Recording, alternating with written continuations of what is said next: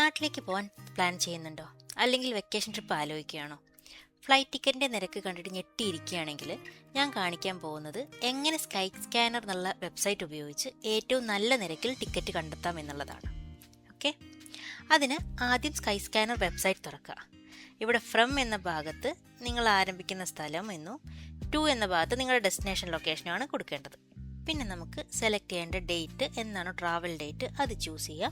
പിന്നെ എത്ര പേരാണ് ട്രാവൽ ചെയ്യുന്നത് എന്നുള്ളത്. ഞാനിവിടെ ഒരു അഡൾട്ടും ഞാൻ കുട്ടികളുടെ കൂടെ ആയതുകൊണ്ട് 2 കുട്ടികളുടെ ഏജും സെലക്ട് ചെയ്യുന്നുണ്ട്. ഇങ്ങനെയുള്ള ഡീറ്റെയിൽസ് സെലക്ട് ചെയ്തിട്ട് നമുക്ക് വേണമെങ്കിൽ options add nearby airports എന്നുള്ള ഓപ്ഷൻ കൂടെ കൊടുക്കുക. പിന്നെ ഡയറക്റ്റ് ഫ്ലൈറ്റ്സ് മാത്രം മതി എന്നുള്ളതുകൊണ്ട് ഡയറക്റ്റ് ഫ്ലൈറ്റ്സ് എന്നുള്ള ഓപ്ഷനാണ് ഞാൻ എടുത്തത്. എന്നിട്ട് സെർച്ച് കൊടുത്തിട്ടുണ്ടെങ്കിൽ ഇത് നമുക്ക് എല്ലാ ഇതും കമ്പയർ ചെയ്തിട്ട് മുകളിൽ എല്ലാ ഡേറ്റ്സും കാണിക്കുന്നുണ്ട്. പിന്നെ നമുക്ക് താഴെ നോക്കിയാൽ എല്ലാ എയർലൈൻസിൻ്റെയും ഫെയർ കമ്പയർ ചെയ്തിട്ടുള്ള ലിസ്റ്റ് താഴെ നമുക്ക് പ്രൊവൈഡ് ചെയ്യും. ഓക്കെ, അതിൽ നമുക്ക് ഡേറ്റ്സ് മേലത്തെ ഡേറ്റ് അനുസരിച്ച് മാറ്റി ഡേറ്റ്സ് സെലക്ട് ചെയ്യാം. പിന്നെ എനിക്ക് ക്യാരിഡ് ബാഗ് ചെക്ക്ഡ് ബാഗേജ് വേണം, 30 kg അല്ലെങ്കിൽ 25 kg ചെക്ക്ഡ് ബാഗേജ് വേണ്ടതുകൊണ്ട് അതിൻ്റെ ഓപ്ഷൻസും നമുക്ക് കൊടുക്കാൻ സൈഡിൽ അവൈലബിൾ ആണ്. ഓക്കെ, ഫുൾ കലണ്ടറിലെ പ്രൈസ് കമ്പയർ ചെയ്തിട്ട് ഇപ്പോൾ നമ്മൾ നോക്കുകയാണെങ്കിൽ ഓഗസ്റ്റ് ഫസ്റ്റ് വീക്കിൽ കുറവുണ്ട്, പക്ഷേ എൻഡിൽ നമുക്ക് റിട്ടേൺ ടൈം നോക്കുമ്പോൾ ഓൾമോസ്റ്റ് എല്ലാം സെയിം ആണ്. അപ്പോൾ ഞാൻ സെയിം 23rd തന്നെ ഡേറ്റ് എടുത്തിട്ട് പ്രൊസീഡ് ചെയ്യാനാണ് എൻ്റെ ടിക്കറ്റിന് ഞാൻ 23rd തന്നെയാണ് പ്രിഫർ ചെയ്യുന്നത്. അപ്പോൾ അത് വെച്ച് നമ്മൾ സെർച്ച് ചെയ്തിട്ട് ഡയറക്റ്റ് ഫ്ലൈറ്റ്സ് മാത്രം മതി, ചെക്ക്ഡ് ബാഗേജും ടിക്ക് ഓപ്ഷൻ കൊടുത്തു. ഇപ്പോൾ നമുക്ക് കിട്ടും ഫുൾ ലിസ്റ്റ്. ഇതിപ്പോൾ കോഴിക്കോട് നിന്ന് ദുബായിക്കാണ് ഞാൻ ഫസ്റ്റ് ഫിൽട്ടർ ചെയ്തിട്ടുള്ളത്. ഇത് നമുക്കപ്പം എല്ലാ പ്രൈസും കാണിക്കും. അതിൽ നമുക്ക് നോക്കിയിട്ടുണ്ടെങ്കിൽ ബെസ്റ്റ് ചൂസ് ചെയ്യുന്നത് കാണിക്കുന്നുണ്ട്, ചീപ്പസ്റ്റ് കാണിക്കുന്നുണ്ട്, പിന്നെ ഫാസ്റ്റസ്റ്റ് ആണെങ്കിലും ഉള്ളത് കാണിക്കുന്നത്. മേ ബി അത് 10 minutes ആണെങ്കിലും ഡ്യൂറേഷൻ കുറവുള്ളതിൻ്റെ ഫാസ്റ്റസ്റ്റ് റൂട്ടിൽ കാണിക്കും.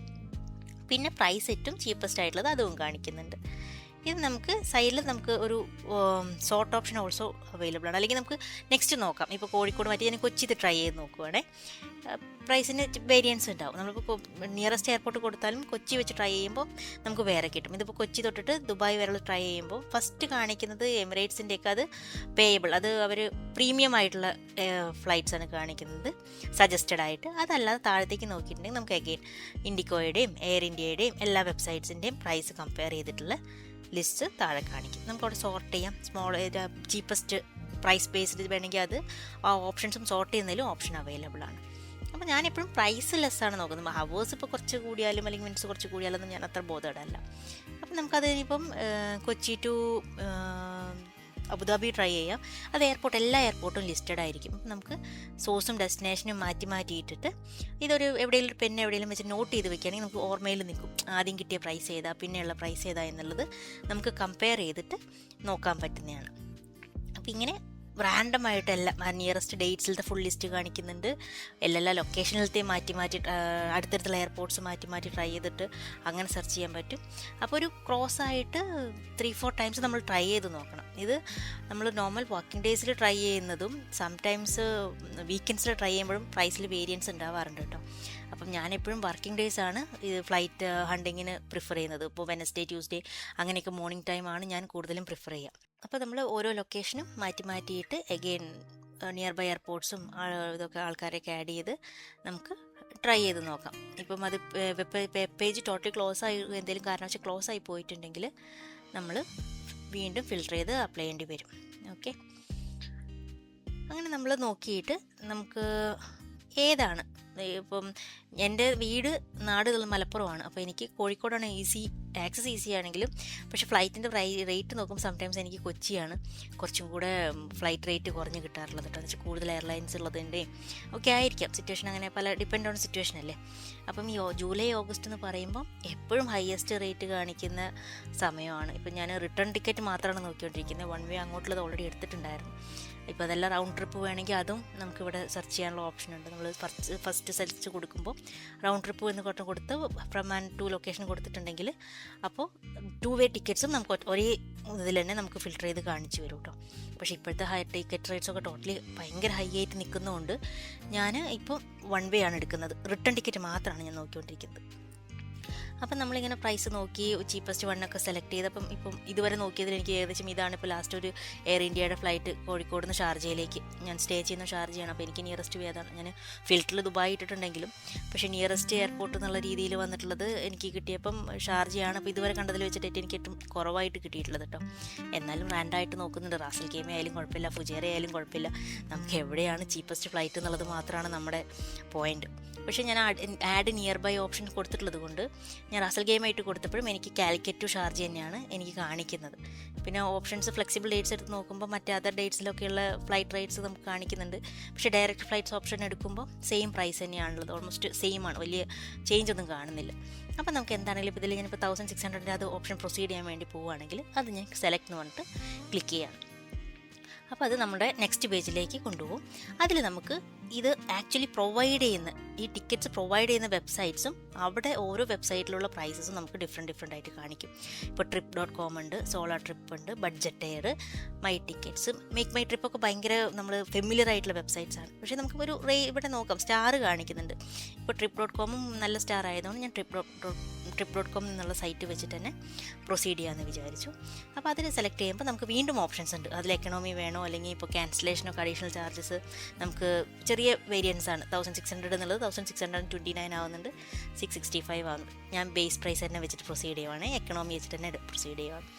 അത് പോയിട്ടുണ്ടെങ്കിൽ നമുക്ക് അഗെയിൻ ടിക്കറ്റ് നോർമൽ നമ്മൾ ടിക്കറ്റ് എടുക്കുമ്പോൾ കൊടുക്കേണ്ട എല്ലാ ഡീറ്റെയിൽസും including the contact information and പാസഞ്ചറിൻ്റെ ഇൻഫർമേഷൻസ് ആരൊക്കെയാണെന്നുള്ളതിൻ്റെ ഫുൾ ഡീറ്റെയിൽസ്, നെയിമും ഡേറ്റ് ഓഫ് ബർത്ത്, അങ്ങനെയുള്ള ഡീറ്റെയിൽസ് ഉണ്ടല്ലോ. അങ്ങനെയുള്ളത് ഞാൻ 1 by 1 ആയിട്ട് എൻ്റെയും 2 കുട്ടികളുടെയും 2 പേരുടെയും ഡീറ്റെയിൽസ് ഫുൾ എൻ്റർ ചെയ്തിട്ട് പ്രൊസീഡ് ചെയ്യുവാണ്. ചിലതിനകത്ത് വരുമ്പം ജസ്റ്റ് മൊബൈൽ നമ്പറും ജസ്റ്റ് ഡേറ്റ് ഓഫ് ബർത്തും നെയിമും മാത്രം മതിയായിരിക്കും. സംടൈംസ് പാസ്പോർട്ടിൻ്റെ ഇൻഫർമേഷനും കൂടെ ചോദിക്കും. അത് ബേസ്ഡ് ഓൺ സൈറ്റാണ്. ഇപ്പം trip.com ആയതുകൊണ്ട് ഇതിൽ കുറച്ച് ഡീറ്റെയിൽസ് മാത്രമേ ചോദിക്കുന്നുള്ളൂ, നെയിമും ജെൻഡറും ഡേറ്റ് ഓഫ് ബർത്തും നാഷണാലിറ്റിയും, ഇത്രയേ ഉള്ളൂ. സംടൈംസ് മേക്ക് മൈ ട്രിപ്പ് ഒക്കെ ആണെങ്കിൽ അതിൻ്റെ നമ്മുടെ പാസ്പോർട്ടിൻ്റെ നമ്പർ, പാസ്പോർട്ടിൻ്റെ എക്സ്പയറി, അങ്ങനെ കുറച്ചും കൂടെ കൂടുതൽ ഡീറ്റെയിൽസ് ചോദിച്ചിട്ടുണ്ടാവും. പക്ഷേ trip.com നമ്മൾ മിനിമൽ ഇൻഫർമേഷനാണ്. പക്ഷേ അത് നമ്മൾ ആക്യുറേറ്റ് നമ്മുടെ പാസ്പോർട്ടിൽ എന്താണോ ഉള്ളത് സെയിം തന്നെ കൊടുക്കാൻ ട്രൈ ചെയ്യണം. അതല്ല അതിൽ മിസ്മാച്ച് വന്നിട്ടുണ്ടെങ്കിൽ നമുക്ക് പിന്നെ ഡിഫിക്കൽട്ടാണ്. പിന്നെ നെയിം അമെൻമെൻറ്റിനൊക്കെ നമ്മൾ കൊടുക്കുവാണെങ്കിൽ അതിൽ നല്ല അഡീഷണൽ ചാർജസ് നമ്മൾ പേ ചെയ്യേണ്ടി വരും. അപ്പോൾ ഈ ഡീറ്റെയിൽസ് പാസഞ്ചറിൻ്റെ ഇൻഫർമേഷൻസ് എൻ്റർ ചെയ്യുന്ന സമയത്ത് ആക്യുറേറ്റ് ആയിട്ടുള്ള ഇൻഫർമേഷൻസ് കൊടുക്കാൻ വേണ്ടിയിട്ട് മാക്സിമം ട്രൈ ചെയ്യാം. പിന്നെ ഞാനതിൻ്റെ ഫുൾ ഇൻഫർമേഷനൊക്കെ എൻ്റർ ചെയ്തിട്ട് കോൺടാക്ട് ഡീറ്റെയിൽസ് ഉണ്ട്. അപ്പം എൻ്റെ ഇവിടുത്തെ UAE കോൺടാക്ട് നമ്പറും എൻ്റെ ഇമെയിൽ ID കൊടുത്തിട്ടാണ് ഞാനത് പ്രൊസീഡ് ചെയ്യുന്നത്.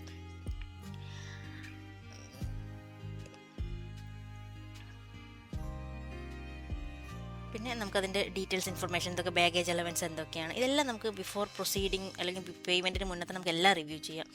ക്യാരി ഓൺ ബാഗേജ് എത്രയാണ്, ഇതിൻ്റെ ഡീറ്റെയിൽസ് എന്തൊക്കെയാണെന്നുള്ളതിൻ്റെ ഫുൾ ഇൻഫർമേഷൻ നമുക്ക് അവൈലബിൾ ആണ്. പിന്നെ നമുക്ക് എന്തെങ്കിലും ഓഫർ പ്രൊമോ എന്തെങ്കിലും ഉണ്ടെങ്കിൽ അത് നമുക്ക് വെരിഫൈ ചെയ്യാം. നമ്മുടെ കയ്യിൽ എന്തെങ്കിലും ഓഫർ നമ്മുടെ കയ്യിലുണ്ടെങ്കിൽ അത് അപ്ലൈ ചെയ്യാം.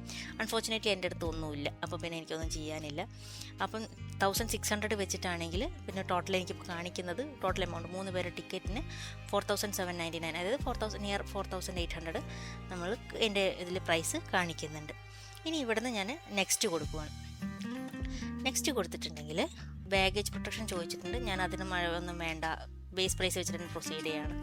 അപ്പം എനിക്ക് വേറെ പ്രൊട്ടക്ഷനോ കാര്യങ്ങളോ ഇൻഷുറൻസോ ഒന്നും ഞാൻ എടുക്കുന്നില്ല, ട്രാവൽ ഇൻഷുറൻസോ ഒന്നും ഞാൻ എടുക്കുന്നില്ല. അതിനൊക്കെ അഡീഷണൽ പെർ പേഴ്സൺ 23 dirhams എന്നൊക്കെ പറഞ്ഞ് ചാർജ് വരുന്നുണ്ട്. വേണമെങ്കിൽ നമുക്ക് ആഡ് ചെയ്യാം, VIP ലോഞ്ചോ എങ്ങനെ വേണമെങ്കിലും. ഞാനതൊന്നും ആഡ് ചെയ്യുന്നില്ല, ഞാൻ നെക്സ്റ്റ് എടുത്ത് പ്രൊസീഡ് ചെയ്യുവാണ്.